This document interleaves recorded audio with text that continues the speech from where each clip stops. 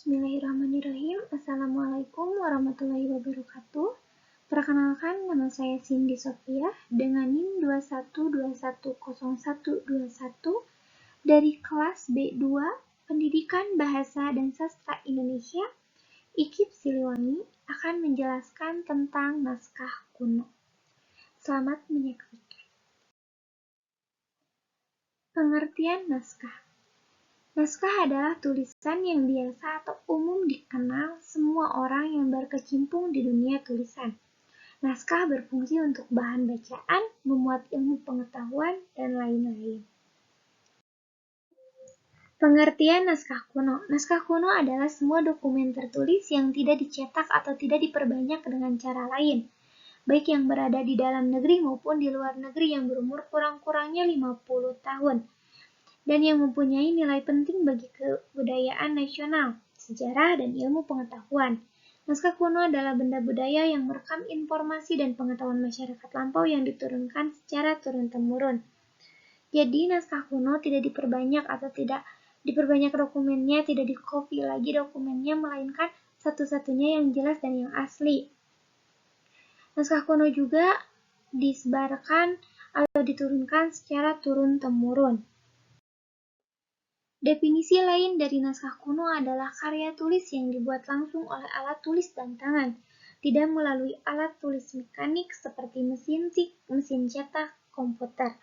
Penulisan naskah dimaksud dilakukan pada masa lalu, tatkala alat tulis mekanik belum ada dan belum meluas penggunaannya. Jadi pada masa lampau penggunaan mesin tik, komputer belum ada. Jadi semua penulis menggunakan alat bantu alat tulis dan tangan untuk membuat sebuah naskah atau tulisan tangan. Menurut Undang-Undang Cagar Budaya Nomor 5 Tahun 1992, Bab 1 Pasal 2 yang dimaksud dengan naskah kuno atau manuskrip adalah dokumen dalam bentuk apapun yang ditulis dengan tangan atau diketik yang belum dicetak atau dijadikan buku tercetak yang berumur lebih dari 50 tahun. Jadi menurut Undang-Undang Cagar Budaya ini, naskah kuno atau manuskrip adalah dokumen tertulis tetapi yang belum dicetak atau yang belum dijadikan buku dan yang berusia lebih dari 50 tahun. Naskah kuno atau dalam bahasa Inggris disebut manuskrip dan dalam bahasa Belanda disebut handscript. Di Indonesia ada 3 jenis, yaitu 1. Manuskrip Islam, yaitu manuskrip berbahasa dan tulisan Arab. Kedua, manuskrip Jawi, yakni naskah yang ditulis dengan huruf Arab tapi berbahasa Melayu. Agar sesuai dengan aksen Melayu, diberi beberapa tambahan fonim. Dan 3. Manuskrip Pegon, yakni naskah yang ditulis dengan huruf Arab tapi menggunakan bahasa daerah seperti bahasa Jawa, Sunda, Bugis, Buton, Banjar, Aceh, dan lainnya.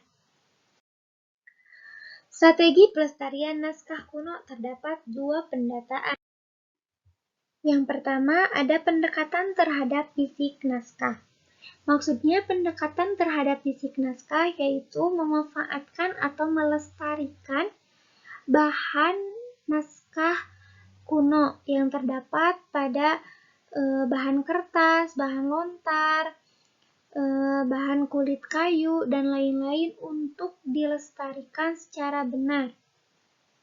Yang kedua, ada pendekatan terhadap teks dalam naskah, yaitu pendekatan melalui isi teks pada naskah kuno tersebut untuk dilestarikan dan diambil manfaatnya atau diambil pengajarannya untuk kita, untuk kehidupan sehari-hari.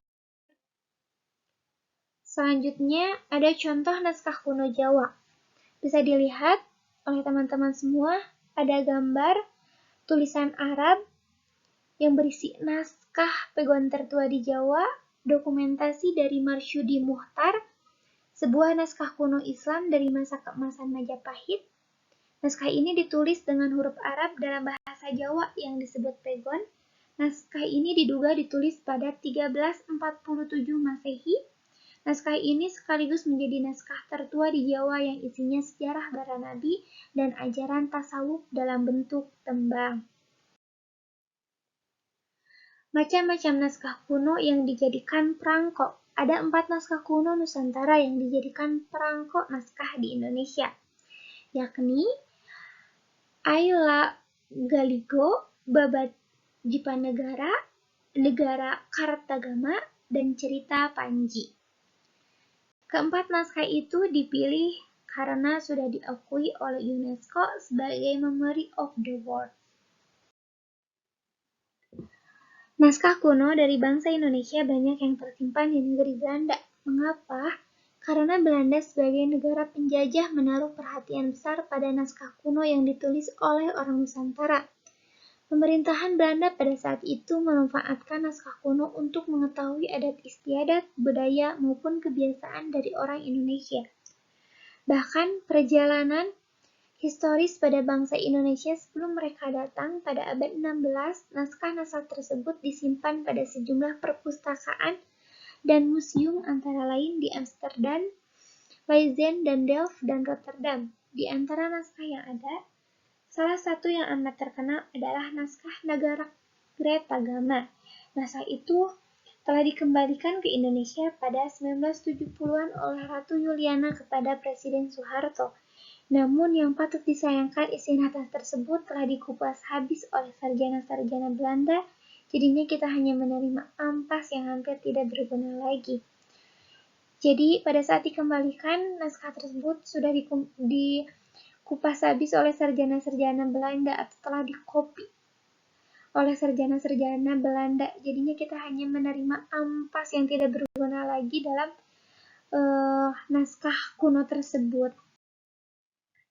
Arti dan fungsi naskah.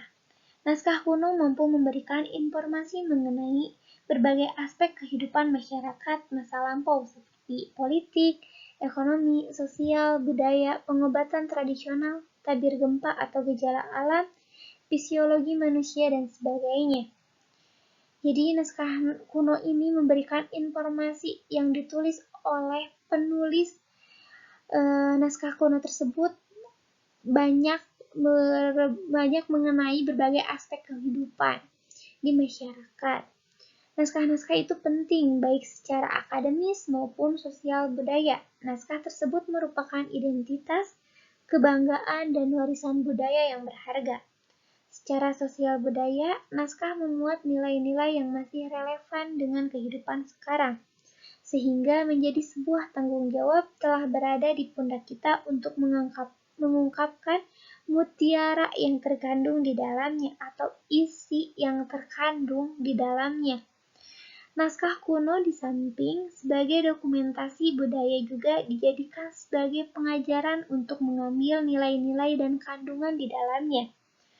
Nilai-nilai tersebut sangat dibutuhkan dalam merelevasikan nilai kebaikan yang ada di masa lampau untuk diterapkan hari ini.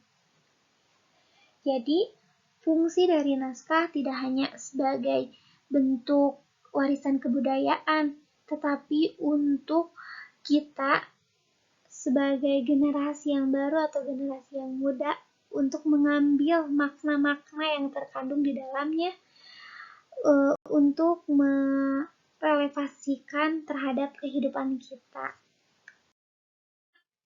Jenis naskah kuno atau manuskrip di Indonesia.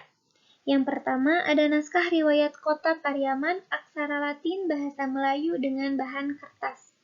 Naskah ini ditulis di Kota Pariaman oleh Baginda Said Jakaria. Naskah ini terdiri atas 10 bab berisi tentang keadilan Kota Pariaman, mata pencarian penduduk, upacara kelahiran, upacara perkawinan, upacara kematian, dan upacara pendirikan rumah. Selain itu, ada uraian tentang keadaan dan penggunaan Masjid Batu Pasar Pariaman, riwayat hidup Syekh Muhammad Jamil Al-Khalidi, seorang tokoh agama Islam di Pariaman, dan suasana pada saat bulan Ramadan, termaksud 1 Syawal di kota Pariaman. Yang kedua, ada naskah asal Raja-Raja Sambas, aksara Arab dan Latin bahasa Melayu bahan kertas. Naskah ini diawali oleh kisah seorang raja Sapudak yang memerintah di kota lama secara turun-temurun. Dikisahkan Raja Pangah dari Brunei pindah ke Sambas. Dia berputra 5 dan masing-masing putranya menjadi seorang raja. Yang ketiga ada Kronik Maluku, aksara Arab bahasa Melayu bahan kertas.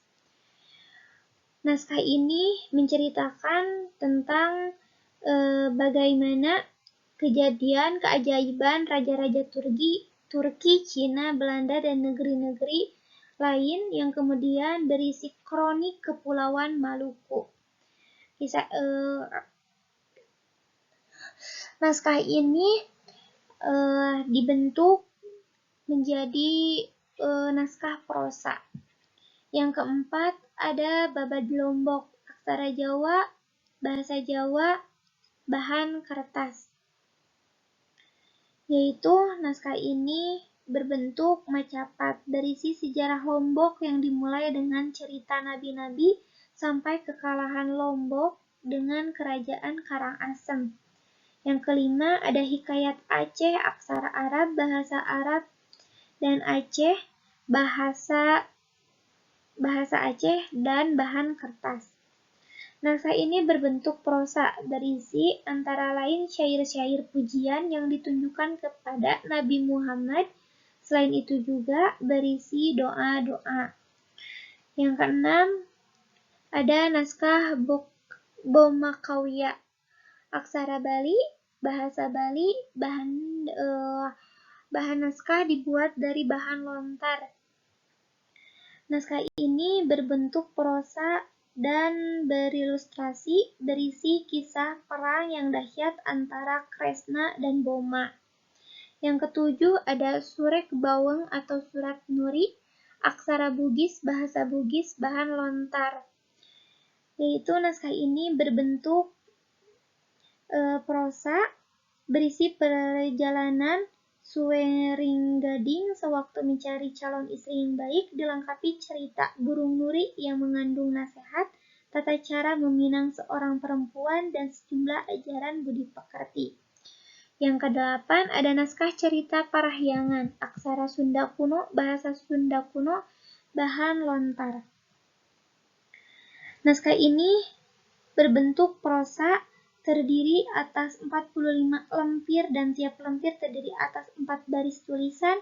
Cerita dimulai dari kisah sang resi guru turun-temurun sampai raja-raja di Jawa Barat.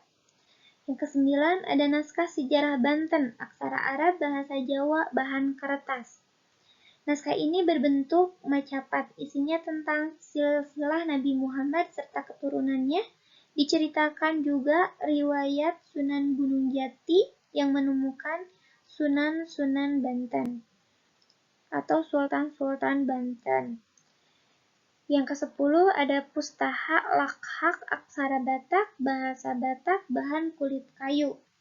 Naskah ini berbentuk prosa, terdiri atas 38 barisan, berisi kisah Tuan Seribu Raja yang mempunyai banyak anak dan cucu.